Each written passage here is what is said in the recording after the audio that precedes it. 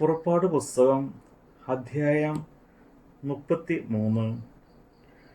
അനന്തരം യഹോവ മോശയോട് കൽപ്പിച്ചത് എന്തെന്നാൽ, നീയും മിസ്രയീം ദേശത്ത് നിന്ന് നീ കൊണ്ടുവന്ന ജനവും ഇവിടെ നിന്ന് പുറപ്പെട്ട് നിന്റെ സന്തതിക്ക് കൊടുക്കുമെന്ന് ഞാൻ അബ്രഹാമിനോടും ഇസ്ഹാക്കിനോടും യാക്കോബിനോടും സത്യം ചെയ്ത ദേശത്തേക്ക്, പാലും തേനും ഒഴുകുന്ന ദേശത്തേക്ക് തന്നെ പോകുവിൻ. ഞാൻ ഒരു ദൂതനെ നിനക്ക് മുമ്പായി അയക്കും.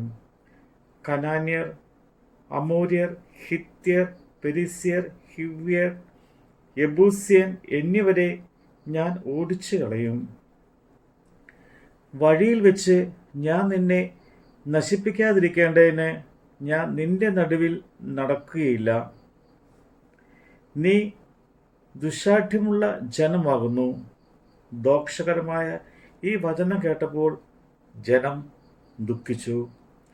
ആരും തൻ്റെ ആഭരണം ധരിച്ചതുമില്ല.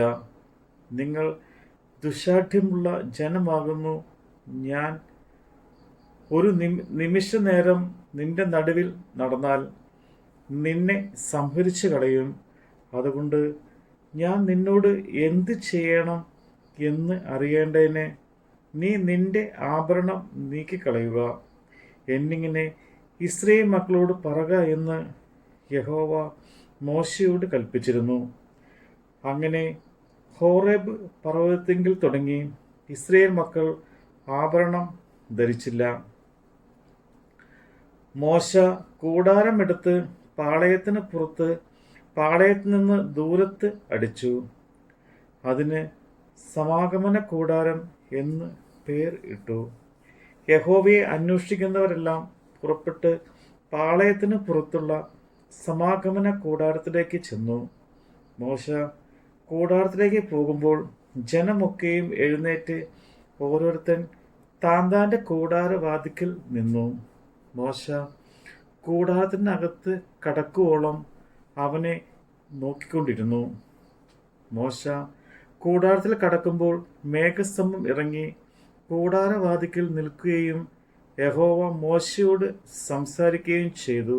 ജനം എല്ലാം കൂടാരവാതിക്കൽ മേഘസ്തംഭം നിൽക്കുന്നത് കണ്ടു. ജനമെല്ലാം എഴുന്നേറ്റ് ഓരോരുത്തൻ താന്താൻ്റെ കൂടാരവാതിക്കൽ വെച്ച് നമസ്കരിച്ചു. ഒരുത്തൻ തൻ്റെ സ്നേഹിതനോട് സംസാരിക്കുന്ന പോലെ യഹോവ മോശയോട് അഭിമുഖമായി സംസാരിച്ചു. പിന്നെ അവൻ പാളയത്തിലേക്ക് മടങ്ങി വന്നു. അവൻ്റെ ശുശ്രൂഷകനായ നൂന്റെ പുത്രനായ യോശുവ എന്ന ബാലക്കാരനോ കൂടാരത്തെ വിട്ട് പിരിയാതിരുന്നു. മോശ യഹോവയോട് പറഞ്ഞത് എന്തെന്നാൽ, ഈ ജനത്തെ കൂട്ടിക്കൊണ്ട് പോകാം എന്ന് നീ എന്നോട് കൽപ്പിച്ചുവല്ലോ. എങ്കിലും ആരെ എന്നോട് കൂടെ അയക്കുമെന്ന് അറിയിച്ചു തന്നില്ല. എന്നാൽ ഞാൻ നിന്നെ അടുത്ത് അറിഞ്ഞിരിക്കുന്നു, എനിക്ക് നിന്നോട് കൃപ തോന്നിയിരിക്കുന്നു എന്ന് നീ അരുളി ചെയ്തിട്ടുണ്ടല്ലോ. ആകയാൽ എന്നോട് കൃപയുണ്ടെങ്കിൽ നിന്റെ വഴി എന്നെ അറിയിക്കണമേ. നിനക്ക് എന്നോട് കൃപയുണ്ടാകുവാൻ തക്കവണ്ണം ഞാൻ നിന്നെ അറിയുമാറാകട്ടെ. ഈ ജാതി നിന്റെ ജനമെന്ന് ഓർക്കണമേ. അതിന് അവൻ, എൻ്റെ സാന്നിധ്യം നിന്നോടുകൂടെ പോരും, ഞാൻ നിനക്ക് സ്വസ്ഥത നൽകുമെന്ന് അരുളി ചെയ്തു.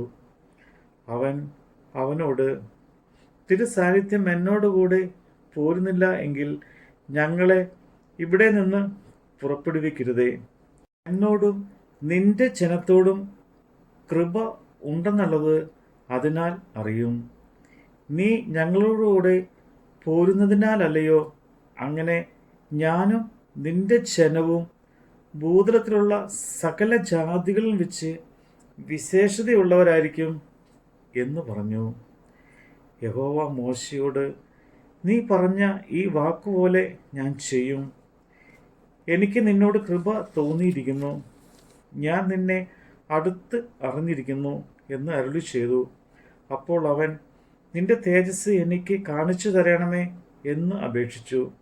അതിന് അവൻ, ഞാൻ എൻ്റെ മഹിമയൊക്കെയും നിന്റെ മുമ്പാകെ കടക്കുമാറാക്കി യഹോവയുടെ നാമത്തെ നിന്റെ മുമ്പാകെ ഘോഷിക്കും. കൃപ ചെയ്യുവാൻ എനിക്ക് മനസ്സുള്ളവനോട് ഞാൻ കൃപ ചെയ്യും. കരുണ കാണിപ്പാൻ എനിക്ക് മനസ്സുള്ളവന് ഞാൻ കരുണ കാണിക്കും എന്ന് അരുളി ചെയ്തു. നിനക്ക് എൻ്റെ മുഖം കാണുവാൻ കഴിയുകയില്ല. ഒരു മനുഷ്യനും എന്നെ കണ്ട് ജീവനോടെ ഇരിക്കുകയില്ല എന്ന് അവൻ കൽപ്പിച്ചു. ഇതാ, എൻ്റെ അടുക്കൽ ഒരു സ്ഥലമുണ്ട്. അവിടെ ആ പാറമേൽ നീ നിൽക്കണം. എൻ്റെ തേജസ് കടന്നു പോകുമ്പോൾ ഞാൻ നിന്നെ പാറയുടെ ഒരു പിളർപ്പിൽ ആക്കി. ഞാൻ കടന്നു പോകുവോളം എൻ്റെ കൈകൊണ്ട് നിന്നെ മറയ്ക്കും. പിന്നെ എൻ്റെ കൈ നീക്കും.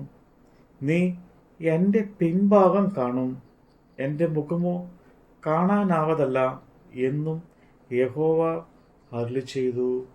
നമ്മുടെ കർത്താവിൻ്റെ വചനമാണ് നമ്മൾ കേട്ടത്.